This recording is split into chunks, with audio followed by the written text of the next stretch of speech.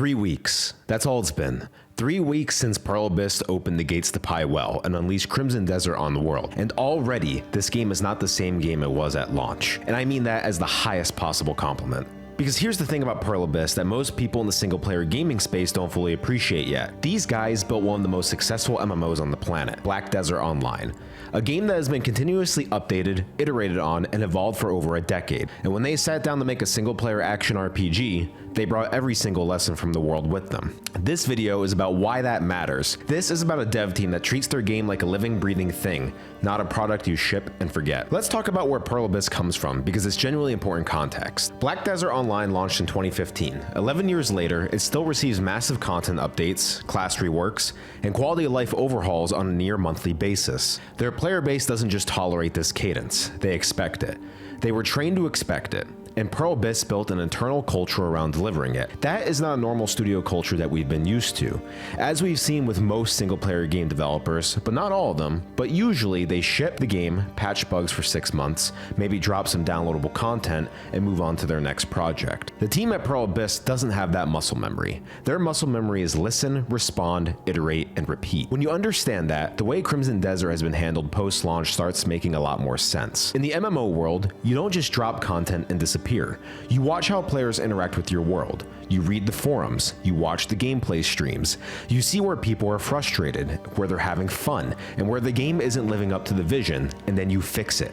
Fast. That instinct, that almost nervous energy to keep improving, is baked into Crimson Desert's DNA, and over the last 3 weeks, we've seen it play out in real time. Let's just run through what's happened since launch on March 19th, because the pace here is genuinely staggering.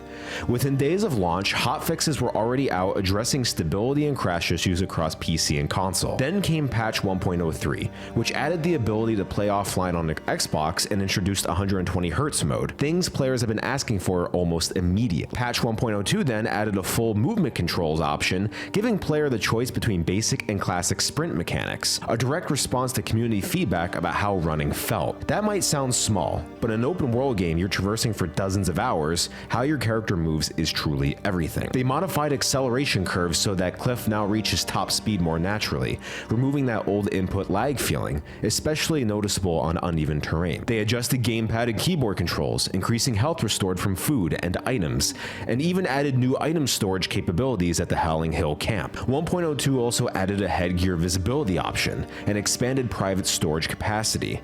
Depending on your Greyman camp expansion progress, you can now hold up to 1,000 slots. We're 3 weeks in, just 3 weeks. Most live service games would consider 2 or 3 of those changes in a meaningful patch. Pearl Abyss is dropping all of this and more inside a month on a single player game with no subscription fee, no battle pass, no season of content to gate behind a paywall. Let's talk about last night, because Pearl Abyss dropped a developer blog that honestly sent the community into a frenzy, and for a very good reason. The team opened by saying, "It's hard to believe that it's been nearly 3 weeks since we first welcomed you to Pi Well. Over that time, we've been closely following your adventures, discussions, and feedback, while working to make Crimson Desert an even more enjoyable experience for everyone. Here's everything confirmed as in development rolling out between now and June. They're gonna have boss rematches. Players are gonna have the ability to re-challenge any boss they previously defeated. You can farm, you can XP farm, you can farm materials, relive those fights, and test how much you've grown through different strategies and approaches. There's re-blockading. Enemies will now regain control of liberated territories, creating additional pressure and ongoing activity in the world. This is also great for people who want to grind the challenges,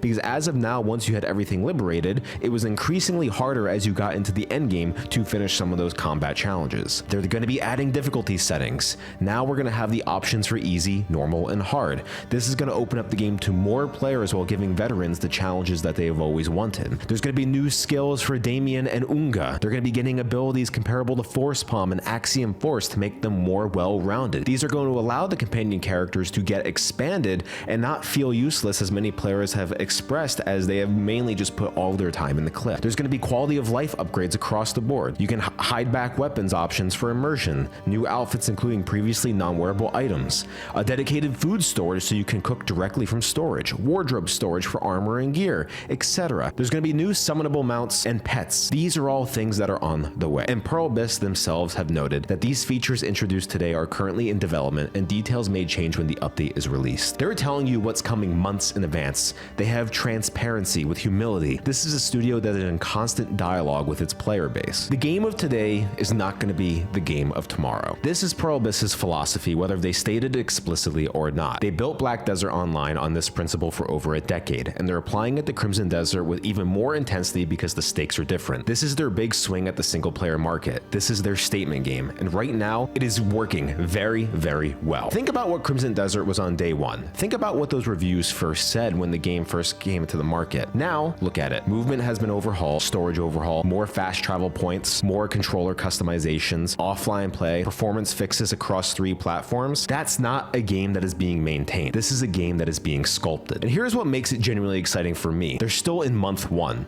The features dropping between now and June aren't the ceiling. They're barely even the floor. Boss rematches and difficulty settings are foundational additions, the kind of things that completely change how you replay and engage with the video game. Once those are in, the next layer gets built on top. This is how Pearl Abyss thinks, not in patches, but more so in evolution. Let me say something that might be a little spicy, maybe more of a hot take, but I kind of mean it. Crimson Desert's post-launch support 3 weeks in is already embarrassing a lot of live service games. Think about it. We spent years watching live service titles ship content droughts, recycle old events, drop a battle pass with recolored skins, and call it a season. We've been conditioned to accept that as normal, to accept less as a consumer. And here comes Pearl Abyss, a studio that charged you a one-time price with no subscription, no season pass, dropping patch after patch, developer note after developer note, content roadmap after content roadmap. One writer noted that if Pearl Abyss doesn't win Best Community Support at the Game Awards 2026, they don't know what could. And honestly, it's kind of hard to argue with that at this point, because what model is better than what they have been employing?